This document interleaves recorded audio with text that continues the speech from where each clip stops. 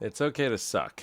And what I mean by that is that this is a hobby. This is a skill based hobby, and growth is what we put into it. I am a very competitive person, and I have a history of doing a lot of skill based things that take a lot of time to grow and improve. Uh, I am a video game composer. I went to music conservatory. I was in an environment where I was learning my instrument and pushing myself, and in an environment of people who were also pushing themselves to be the best. A friend of mine who is a professional musician now says that college is actually probably the place that you're pushed the hardest and you're doing the most exciting new repertoire and really difficult things, because once you have a job, you can kind of just phone it in and you're playing the same things over and over. And obviously, before college, you're not at your peak. But that's a situation where you're kind of at you're hungriest to improve. I also do martial arts and I do fighting games. I was at one point the best King K. Rool main in Massachusetts for a short time being. I've gotten fifth place in two different weeklies, or well, two different local tournaments. Ninth place at two other tournaments. All these with about like 50 or so people, which is pretty good considering that two of the best players in the world are in our New England region. And then with martial arts, I am a second degree black belt in karate. I am now learning Aikido as of like last month, so I'm very much still new with Aikido. But the thing about these is that like you're kind of getting pushed to, how far can you learn? With fighting games, obviously, if you don't try to improve and you're not fighting people who are, good, you lose. And a lot of times losing feels bad, but I mean, some people take losses a little harder than others and depends on how good you are. I, for one, am pretty good with losing. With martial arts, you are, you're as your martial arts ability to defend yourself is as good as your ability. So like, even if it's like fine to learn casually, but like if you're in an actual situation where you need to defend yourself, you probably need to have at least a certain level of proficiency in order to actually defend yourself. And then of course with music, learning an instrument, how well you're able to express yourself. As a composer, how well am I able to actually write and produce music? That's also part of my livelihood. And so with battle songs, learning battle songs, I've had a mindset where I feel like I have to improve. That is until I stopped giving a shit. You see, battle songs are not inherently competitive. You can compete. Obviously, there's Bally Comp, but you don't have to. What you do with the battle song is really up to you.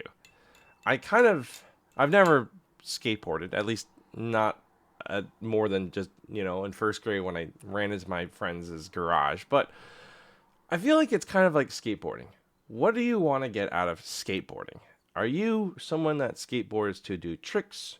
Do you want to go to the fucking X Games? Are you like that good? Is the X Games still a thing? I think it is. Or do you use a skateboard just to get around fast? I ride a scooter. I'm not yet a skateboard, but like my scootering is simply, and it's just a kick scooter, not electric. I just use it to get around town fast. Back when I was in college, I used it to get from my dorm to my classes. But I couldn't do any tricks. My friend tried to teach me how to do a kickflip, and I just smashed my ankle, and it hurt real bad. So, with battle songs, some people they just want one battle song, and they maybe at most learn just the basic opening. And what do you use it for? What do I use my battle songs for? I used it most recently to open a fucking bill, just a credit card bill. I don't use my knives for knife purposes. Some people just collect knives because they think it's fun. Some people want to learn tricks with them, and some people actually are very much use their knives. They regularly use them and keep up with them and sharpen them and take them on trips and use them for utility reasons. But I don't. I I I collect battle songs because I think they're fun. And I have a lot of fun collecting, arguably more than doing tricks. So, when it comes to learning tricks, a lot of people, they struggle and they can't get past the fucking wall that is the behind the eight ball. I know someone who gave up. I tried to teach them over and over the behind the eight ball, and just didn't stick, and they gave up. They lost interest and they quit, and that's okay. It's a hobby. If it's not fun for you, you don't have to upkeep with it. It's just an expensive hobby. So I always at least try and teach people. I have tutorials now, the basic tricks, which includes just the basic opening, chaplains, fans, rollovers, and I'm so scared, aerials. Ooh, yeah, I hurt myself badly on this doing an aerial with a 4.8 ounce knife. But then being able to learn how to combo, like I remember the period of time before I could combo, and comboing was really hard. I'm actually maybe gonna start a video about like how to combo. We'll see. And you see, the thing is, what I do most of the time with the Balisong, like a lot of times I'm just doing this sort of fan. Sometimes, I'm doing my one combo, which is the full twirl into a rollover, into a ladder, into like sometimes I just do that. It's a lot harder to do with this knife just because it's so heavy. But like it's just sort of a mindless thing. I took my plastic Balisong to California for my business trip. It was my edit light, and people were like, "Whoa, wow, what's that? Is that a butterfly knife, but like a plastic one?" And I go, "Yeah." And then I explain Balisongs, and then I teach them the basic opening. It's a really fun icebreaker, especially in a professional event where, oh hey, like I write music for video games, blah blah blah, whatever. A little bit more nuance than that. But I don't know more tricks. There are certain tricks that I am sort of learning. I still don't have the short stop down. My parabolics are inconsistent. Let's see if I can even do. Oh, that was close. And I don't fucking do aerials very much. And I think that's okay because what I do with it, it's not like no one is forcing me like, you got to get your aerials as good as everything else. You have to. Your aerials, you can't do horizontal aerials very consistently. You cut yourself on aerials. Like, who's doing this? No one is doing that. If I want to do aerials, I do aerials. I actually saw someone do a clip and I'm like, oh yeah, the knuckle duster. I remember that. And wow, that's how rusty I am. Oh yeah, the knuckle duster. There we go. That wasn't even a good one because I didn't even like. There we go. At least that's a semi-proper knuckle duster.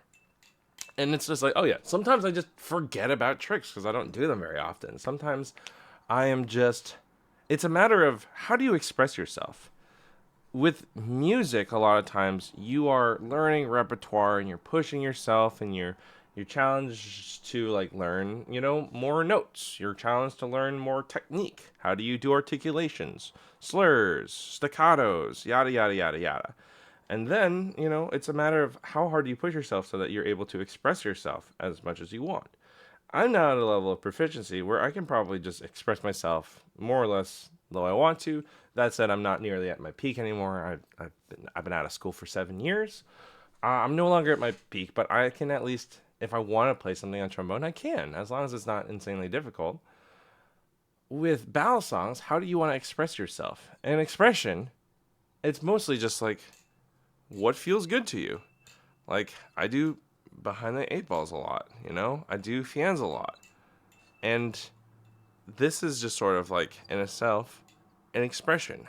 When you do skateboarding, not that I, again, skateboard, so if I say something stupid and inaccurate, I'm sorry, but like, some people never learn how to kickflip. Let's say, you like to do a lot of things on the half pipe, but you are terrified of grinding on rails. No one's forcing you to do that. If you want to, that's fine. Maybe it unlocks certain things. You are able to do things. But if you're someone that only wants to do stuff on a half pipe, that's fine. You're allowed to do that. If you are frustrated and, you get cut doing you get cut doing certain things. Like for me, I don't really do aerials very often because, again, my history with them is that I was learning on a wood floor, which, is loud and can damage the floor or my knife. And even though now I have a shag carpeting, aerials are also just the most easy trick to fuck up for me personally. Maybe, I don't know. I think it's hard to fuck up a fan. I think that chaplains, the fuck uppery of a chaplain is not devastating. And maybe rollovers, you can hurt yourself a little bit if you mess up. But like, aerials are the ones that I think have the highest chance of fucking up. And I don't know, even the best people probably mess them up. So I've come to the opinion that I don't have to get better. I made a video about being on a plateau, and should I try and breach that plateau? It's up to my own discretion. Maybe someday. I again keep saying I'll go through big flips tricks. A lot of them I'm like, okay, yeah, I can do that. And then I forget what they are because I don't incorporate them. I don't use them as like, oh, that's so cool. I want to learn how to do that. I'm like, okay, yeah, I can do that. And then I forget about it. And there's some tricks that I like learned at some point, like the reverse behind the 8 ball, and I'm like, I think I know how to do this. And oh shit, that was bad. Like I ugh. Like oh god, this one's especially hard because of how heavy this is. Uh, I think that was a reverse behind the 8 ball, but like I don't really do it that often. Some things I'm like, oh, I don't really know if I like want a palm fan, but then I've gotten like, okay, I'm actually pretty comfortable with this. Also, like I've just been flipping the serve recently because I just got it yesterday, and this is a really difficult knife sometimes to do certain tricks on.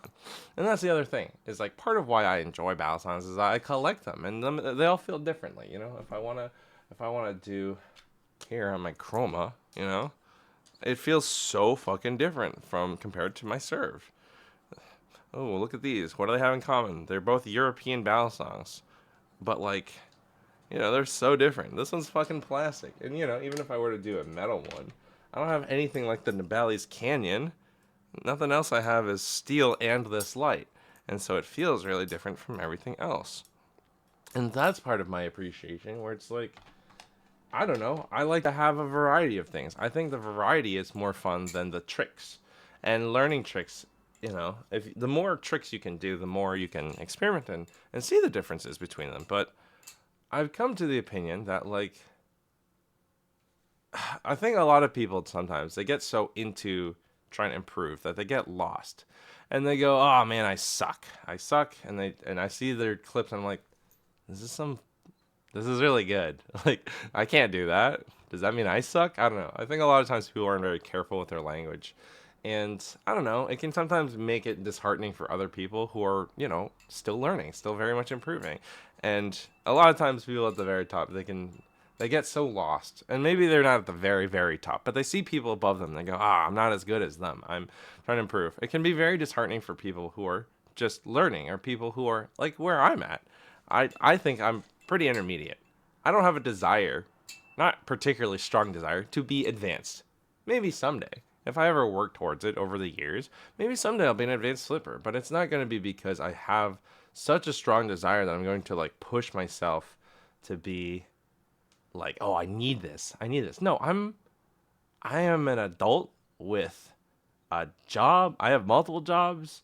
I have other things, I have a lot of things going on in my life. I have my cat who I love and adore. Balisongs are a very big part of my life. I'm not going to pretend that it's not. But it's not the most important thing in my life. It's just something that I very much love and enjoy doing. And I am at a level where I am complacent with my abilities. It is something that I enjoy and I do. I don't need more. And so if you feel like, oh, I suck, I can't do blah, like, yeah, that can be frustrating. If it's too frustrating to the point where it's not enjoyable, you don't have to learn it. If you want to learn it, you want to be able to do combos. I think it's nice to be able to, at the very least, learn how to do combos. Yeah, that beginning part is very frustrating, but once you at least learn how to open that door and learn how to, express yourself, do tricks into other tricks, I'm like, I don't know. This is just like me dicking around, Once you're proficient enough to dick around to your heart's content, yeah, you don't have to push further. And so, like, people see all these really complicated and difficult tricks. There's, like, the giraffe challenge. For those of you who don't know, there is a trick called the giraffe, which I believe involves a double scissor into some other stuff. I don't remember. I struggle with single scissors. I can't do a double scissor, let alone consistently do single scissors. So it's just, I don't know. I'm like, ooh, everyone's like, oh, I gotta learn how to do the giraffe. I gotta learn. Everyone's learning it. I have this. If I can't do it, then I don't know, then I'm not good. I'm a loser. I don't really think anyone's like, oh, I'm a loser. But like, there's that pressure. If you're in the community, if you're on the Instagram groups, the Instagram. Wow, I feel like such a boomer saying. If you're on the Instagram, no, if you're on Instagram and you're in the Balisong groups or the Discords or whatever, maybe you feel the pressure to be like, oh, everyone else is doing this thing. I gotta learn how to do this too. And part of why the giraffe was a challenge is because it's fucking hard. And people are like, oh, I can now giraffe consistently. Good for you. Like, legitimately, good for you. That's a very difficult trick to get done consistently. I can't even do part of it. And if that's fun for you and you want to be able to incorporate that into your combos and that's part of what you do, then, like, yeah. If that makes you happy, go for it. Whatever makes you happy is what you should do with battle songs. If you want to learn tricks, you want to be able to push yourself and do new heights with flipping, do it. But this video is essentially for those of you who feel frustrated and maybe feel the pressure of being like, I can't do what, like, it's the kind of thing where you always see the best of what other people can do because it's what floats to the top, in social media. Whatever is the most impressive thing or what is the most interesting thing, you go, oh man, like, look at all these other people. I can't do. That's fine. You don't have to be. You don't have to be a fucking knife influencer. You don't have to be the best of the best. Some people want that. Good for you. Go for it. But don't make it to a point where it's emotionally detrimental to you. It is okay to say good enough. I know a lot of times complacency can be a dirty word. I felt like there were times where I was complacent to be where I was in a skill level, and then I got pushed further, and then I was happy with that. But part of that was also just with like schooling, and yeah, like I was complacent to be not good at math, and then I had to keep going. I had to take 3 more years of math class, or whatever the fuck. It's fine, I was complacent to be only so good at the fucking oboe. I don't enjoy playing the oboe. It's very uncomfortable. That's fine. I had to be good enough to learn how to teach it, when I was a teacher. But I didn't have to be the best oboe player ever. I had zero desire to be. And so, I think it's okay to be complacent with where your skill is at. Push it if you want. Do what you are excited to do. But sorry, there's a siren. But essentially, I don't know. I'm happy with where my skills are at. I'm good enough for myself. I'm good enough to show other people how to learn how to do tricks. When I go out and about, and I bring my plastic Balisong across the country, I can show people. If I'm going to a friend's house and I have a Balisong, I can show people. My joy mostly is in collecting. I have beautiful, beautiful knives. I think they're gorgeous. I like making them as nice as possible. I still need to figure out how to get those tuned. But for the most part, and again, here's my fucking Benchmade 42, which I finally have again. This is not a good flipper. It's just not. It's very handle biased, and for a lot of people, that's their preference. But even by nowadays standards, there are other handle biased knives that are better. I have this because it's a collector's item, and I'm desperately trying to get this spring latch back on, but this screw and sex bowl are free spinning together. So, what makes you happy? If it doesn't make you happy, if you find yourself not being happy, I don't think you need to sell all your Balisongs. A lot of people just sell their Balisongs completely, their entire collection. You can keep some of them. I know some people a certain someone who keeps selling her Balisongs and then keeps buying them back. And I go, ma'am, you can just not sell all of your Balisongs whenever you get tired, and then when you rekindle your interest, you just, oh no, I need my new Kraken V3 again, even though I had spent a bunch of money on a Kraken V3 and a Kraken V3 trader, and now I have cotton candy handles. Reza. That's a side note. But, yeah. What makes you happy? What sparks joy? If Balisongs make you happy, if flipping them makes you happy, if challenging yourself makes you happy, do what makes you happy. But it's okay to suck. You don't have to be amazing. You just have to have fun.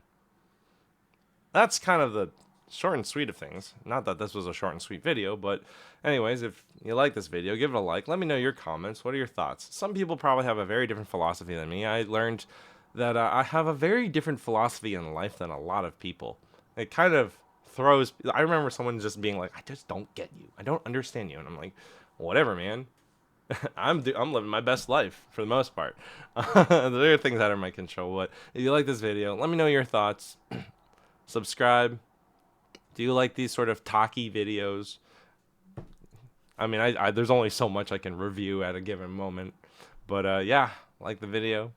Donate to the coffee. Help me sustain the channel. And happy flipping, everyone. Or happy collecting. Happy not flipping if that's your speed. Look at that beautiful boy. I just saw his ear twitch. He's so cute.